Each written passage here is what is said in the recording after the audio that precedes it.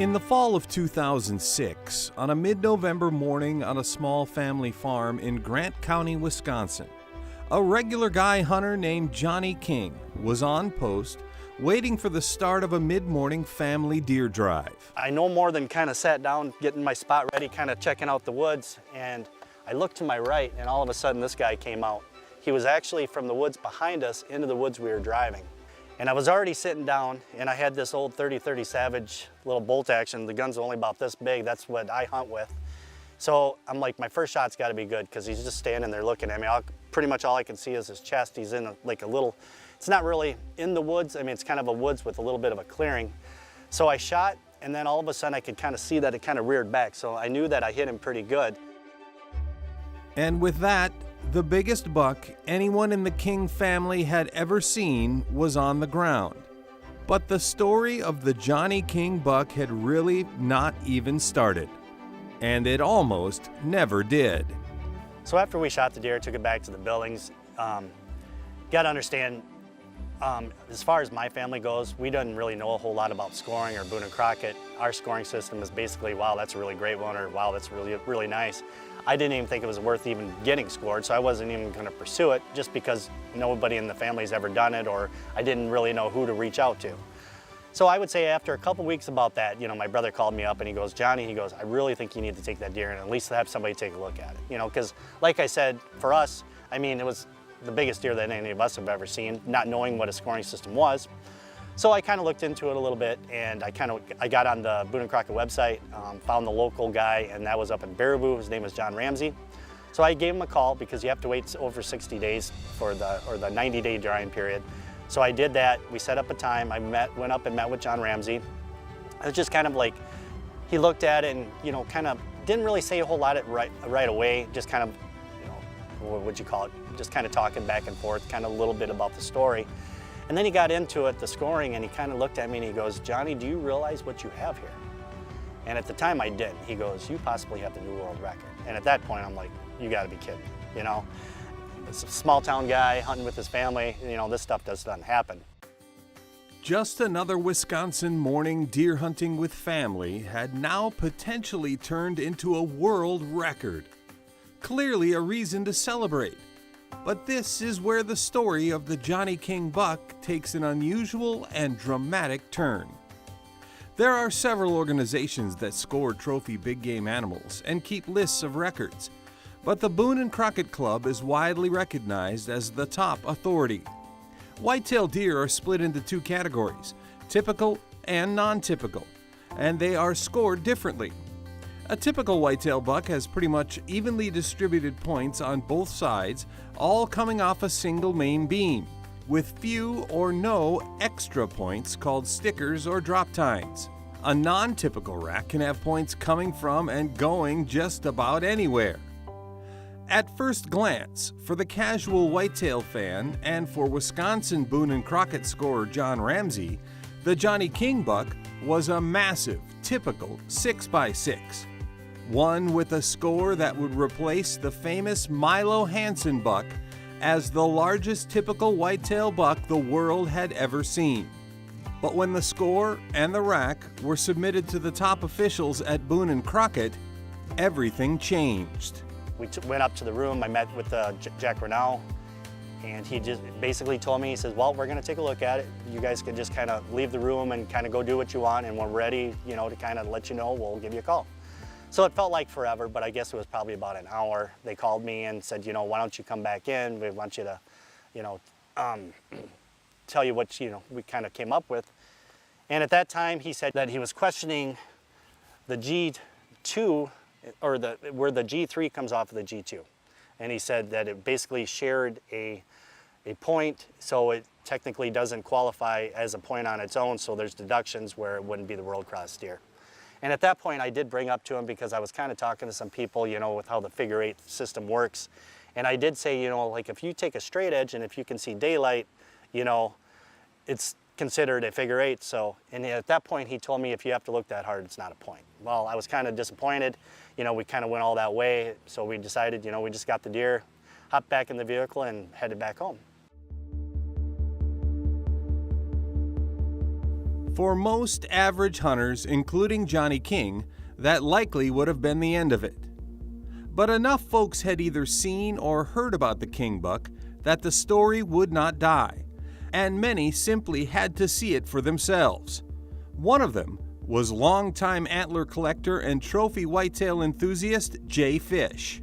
I heard about the king buck online, looked at pictures, which drew us down to Madison, Wisconsin, because we heard Johny King was going to be there with the deer.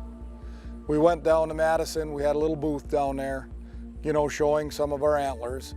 And a gentleman walked up to me and said, "Hi, I'm Johny King. I heard you guys wanted to talk to me." And I introduced myself and I said, "Whatever happened with your deer?" He said, he gave me the background of how he went to Pennsylvania, and he said they lowered the score. He said they really didn't give me a reason. I said, "Is your deer in the building?" He said, "Yeah, it's hanging upstairs on the wall where they hang the trophies that are brought into the Deer and Turkey Expo." So I went up there and looked at it and I said, "That's not right. What they did to that deer is not right." And he goes, "You think it's typical?" I said, "It's not a thing of think, it's a matter of know." I said, "I can tell from 5 feet away that that's a typical point." So began the campaign to convince Boone and Crockett to score the king buck as a true 6x6 typical, not a 5x6 typical with an extra deductible point, and in the process recognize the Johny King buck as the new world record. I started going to a few shows with Johnny, and people were looking at it, and we started building more of a little coalition just to show people that look what a great deer this is that is just being kind of hidden. And talked to Johnny about doing some other shows and talked to him about getting it. I've been in the industry for a while. Johnny, it was his first time ever having something scored or involved in anything like this. So we tried that for about 1.5 years, and Johnny just could not. He works too hard, works too many hours, and Johnny is a quiet guy. And so I told him just jokingly, I said, someday I'll own that deer, just jokingly, you know. And one day he called me up, he said, "I think it's time to sell it, Jay." He said, "It's just hanging in my cabin. You've made arrangements for me to show it to different people, and I just can't keep them." And so we made arrangements, we agreed on a price, and I purchased it from Johnny. I was a Boone and Crockett measurer for 25 years and devoted a big part of my life to the Boone and Crockett Club. I was fortunate enough to measure some of the biggest antlers in the world. A number of years ago, I went to one of the Iowa Deer Classics, and I met Jay Fish and I saw the Johny King buck for the first time. And I had quite a bit of experience in measuring some of the biggest deer in the world. Back in '95, we had the biggest group of typical deer ever assembled at one time at a panel measuring session. And I measured mostly every one of them. I measured a lot of other world records, and so I had early on a reputation of being a decent measurer and knew some stuff, and so I was asked my opinion on the king buck, and I looked at it for a while, and without actually putting a tape measure to it, I came to the basic conclusion that it was a 6x6 typical. And at that point, you know, there was the whole talk, the background about it was 2 points were abnormal, and that was, I didn't see that at all. And so as time went on, I was a very strong advocate for the Johny King buck to be measured as a typical 6x6. I'd like to try to explain a little bit about common base points.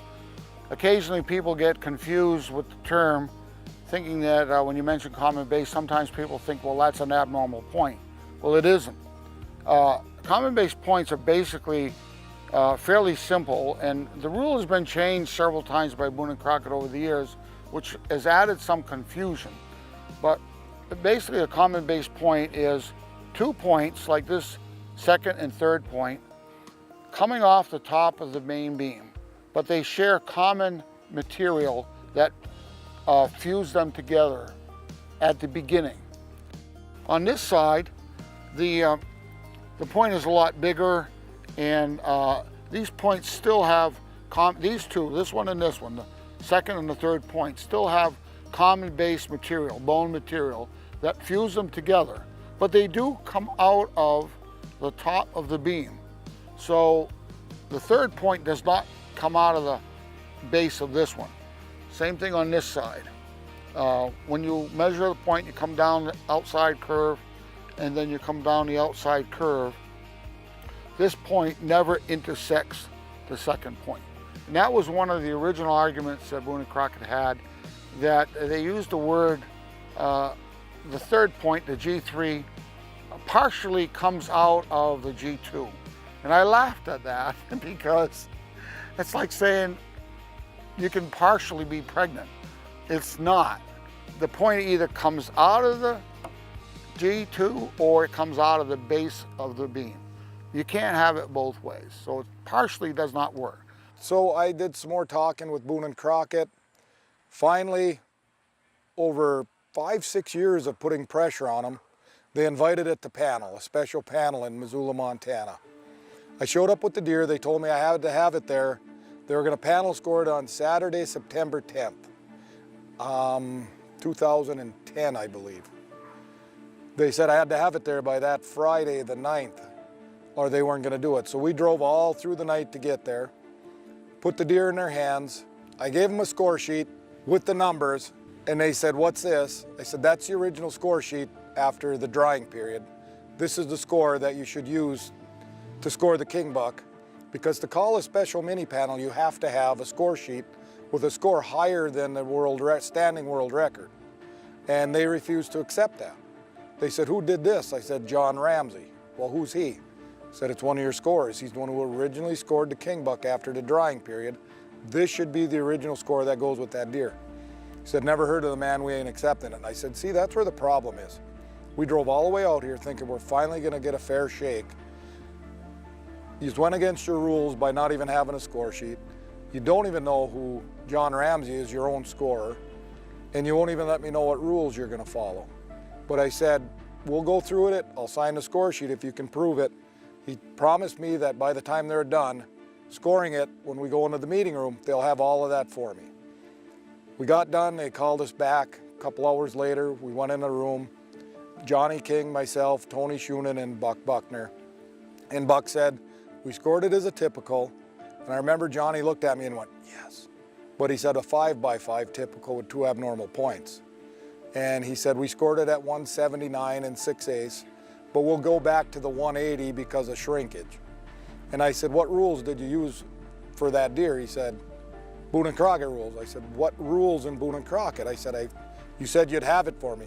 "Well, I couldn't find them. I can't find the writings." So again, I had the rule books with me. I said, "It's not in this book." And he said, "Yes, I remember that now. That book went to print. That rule was written, but we didn't have enough time to get it added in. It was already being printed." And so he started going on and lying. Sorry for using that strong language, but he wasn't being honest. And I looked at me, I just put my hand up. I said, "Let's just end it here, Buck." I said, "You're not being honest. You haven't told us the truth once." I said, "I don't want to sit here and listen to this. We're going to go home." As soon as we walked out of that meeting room, I got cameras in my face, questions being asked. I'm like, "What is this?" Field and Stream and Outdoor Life were there. And then the hit pieces started, that I'm after it for the money. It was never about the money for me. What it was for me was, we have how many million hunters hit the woods every year? And all we're asking for is a fair shake. Follow your own rules.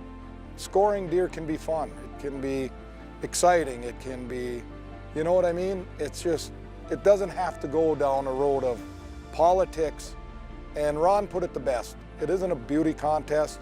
You add up this column, you add up that column, the numbers will tell you where the deer belongs.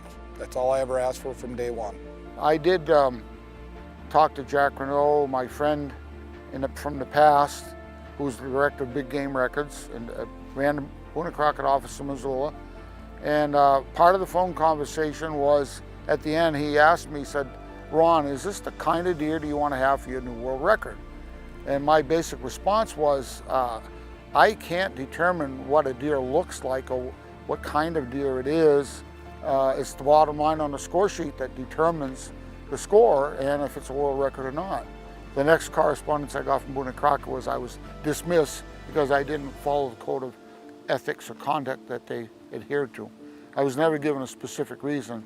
But anyways, I felt very strong about the king buck and still do. And as I want to reiterate, I had no intention of ever wanting to see Milo Hansen lose his #1 position as a world record holder, but I felt very strongly that Johny King deer should have been recognized as the new world record.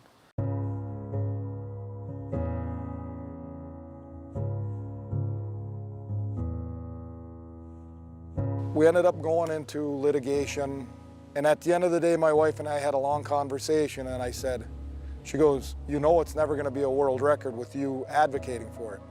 She goes, I can see the reading and the writing, because the story, they deflect everything on you.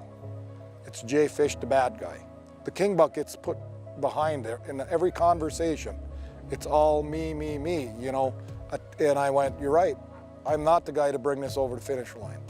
If this is important enough to the hunting public, the 30 million hunters in this country, 40 million, whatever there is, they will get it to where that deer belongs by just saying, you know what, darn it, we appreciate the animal. It's not about me or Johny King, it's the animal. And I still feel in my heart one day it will be where it belongs. I mean, it is in Buckmasters, it is in Northeast Big Buck Club, it is in Safari Club International. All of them use the same scoring system, they just apply it differently, but the rules are the same. The other three accepted it with open arms. Boone and Crockett didn't. I'll go to my grave feeling that this is the legitimate world record. It's my world record. It may not have the BNC label on it, but I totally feel that this is the world record. I've gotten to know Johny King for a number of years after that. One of the nicest guys in the world you would ever meet. They tell me it's like winning the lottery, shooting a caliber of a deer like this. And why me? You know, I'm not the greatest hunter out there, don't have the greatest equipment, but just love hunting, getting together with family.